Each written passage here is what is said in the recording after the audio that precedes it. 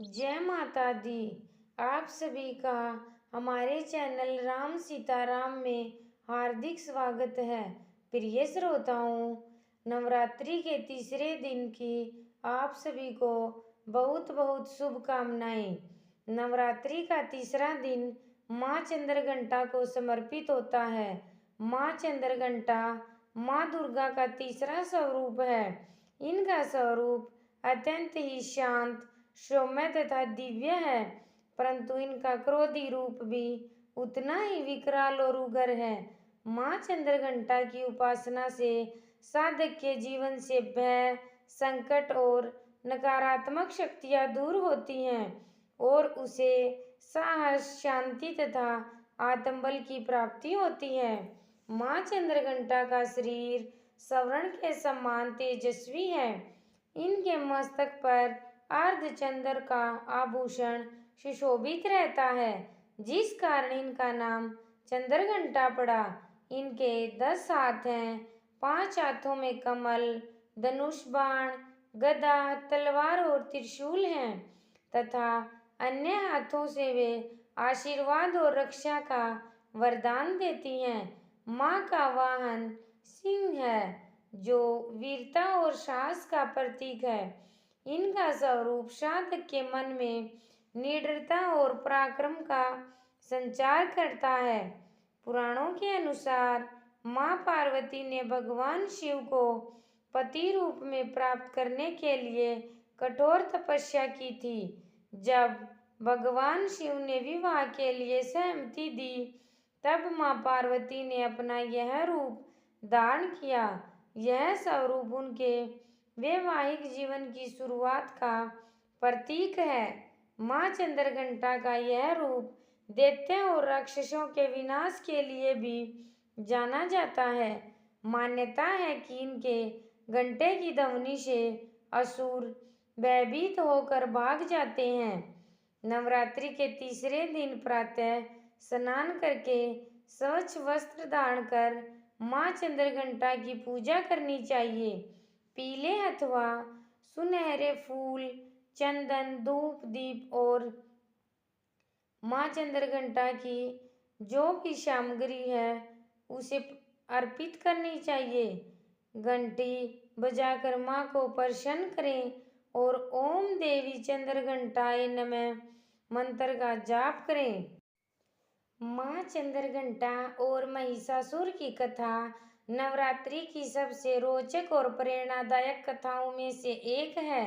यह कथा शक्ति, साहस और अधर्म के अंत का प्रतीक मानी जाती है। प्राचीन काल में एक महादैत्य महिषासुर था। वह अत्यंत बलशाली, घमंडी और क्रूर था। उसने ब्रह्मा जी को प्रसन्न करने के लिए कठोर तप किया। उसकी कठोर तपस्या से प्रसन्न होकर ब्रह्मा जी उसके सामने प्रकट हुए और वरदान मांगने को कहा। महिषासुर ने वर मांगा, हे ब्रह्मदेव, मुझे ऐसा वर दें कि कोई देवता, असुर या मनुष्य मेरा वध न कर सकें, केवल स्त्री के हाथों मेरी मृत्यु हो। ब्रह्मा जी ने तथास्तु कहा। महिषासुर को लगा कि कोई स्त्री उसे कभी मार ही नहीं सकती, इसलिए वह अजेय हो गया। वरदान पाते ही उसने तीनों लोकों में आतंक मचाना शुरू कर दिया। इंद्रलोक पर आक्रमण कर इंद्र, अग्नि, वरुण, वायु और अन्य देवताओं को स्वर्ग से निकाल दिया। देवता भयभीत होकर भगवान विष्णु और भगवान शिव के पास पहुँचे।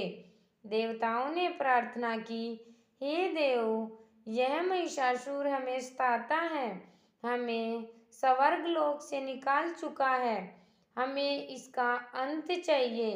तब भगवान शिव, विष्णु और ब्रह्मा जी ने अपनी शक्तियों का तेज मिलाया।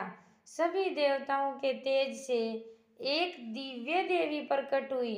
यह देवी थी माँ दुर्गा। देवताओं ने उन्हें विभिन्न अस्त्र शस्त्र भेंट किए। शिव जी ने देवी को त्रिशूल दिया। विष्णु जी ने माँ चंद्रघंटा को अपना सुदर्शन चक्र दिया। इंद्र ने वज्र, वरुण ने शंख, अग्नि ने शक्ति, वायु ने धनुष बाण और यमराज ने कालदंड दिया। देवी ने अपने सिर पर अर्धचंद्र धारण किया और सिंह पर सवार हो गई। यही रूप मां चंद्रघंटा कहलाया। मां चंद्रघंटा ने महिषासुर को युद्ध के लिए ललकारा। महिषासुर अपनी विशाल सेना के साथ आया। कई दिनों तक भयंकर युद्ध चला। मां के मस्तक पर सजे घंटे की गूंज से संपूर्ण रणभूमि गूंज उठी। इस ध्वनि से दैत्य सेनाएं भयभीत हो उठी। महिषासुर ने कई बार रूप बदला, कभी भैंस का, कभी सिंह का, कभी हाथी, कभी मनुष्य का, लेकिन मां चंद्रघंटा ने हर बार अपने शस्त्रों से उसे प्रहार किया। अंत में जब महिषासुर अपने असली रूप में आया, मां ने त्रिशूल से उसका वध कर दिया और देवताओं को पुनः स्वर्ग का राज्य दिलाया। बोलिए मां चंद्रघंटा की जय। मां चंद्रघंटा और महिषासुर की यह कथा हमें सिखाती है कि चाहे अधर्म कितना भी बलवान क्यों न हो, अंत में धर्म और न्याय की विजय होती है। प्रिय श्रोताओं, इस कथा के अंतर्गत एक कथा और भी आती है, मां चंद्रघंटा और भगवान शिव के विवाह की। यह कथा में मां पार्वती की तपस्या, भक्ति और दृढ़ संकल्प का अद्भुत संकेत देती है। जब विवाह का समय आया, पार्वती ने स्वयं को एक अद्भुत दुल्हन के रूप में सजाया। उन्होंने अपने मस्तक पर अर्धचंद्र धारण किया और सिंह पर सवार हुई। उनका यह रूप ही मां चंद्रघंटा कहलाया। यह रूप उनके सौंदर्य, शक्ति और तेज का अद्वितीय संगम था। शिव बारात में अपने गणों, भूतों, प्रेतों और योगियों के साथ निकले। उनका रूप भयावह था। शरीर पर भस्म, गले में सर्प, बाल बिखरे हुए। जब यह बारात राजा हिमवान के महल पहुंची तो वहां उपस्थित लोग भयभीत हो गए। रानी मैना तो यह देखकर बेहोश हो गई। तब पार्वती ने प्रार्थना की कि शिव अपने सौम्य रूप में आए। भगवान शिव ने सुंदर रूप धारण किया, पीतांबर धारण किया, गले में फूलों की माला पहनी और शांत स्वरूप में प्रकट हुए। फिर विधिवत मंत्रोच्चारण के साथ हिमालय पर्वत के सामने शिव पार्वती का विवाह संपन्न हुआ।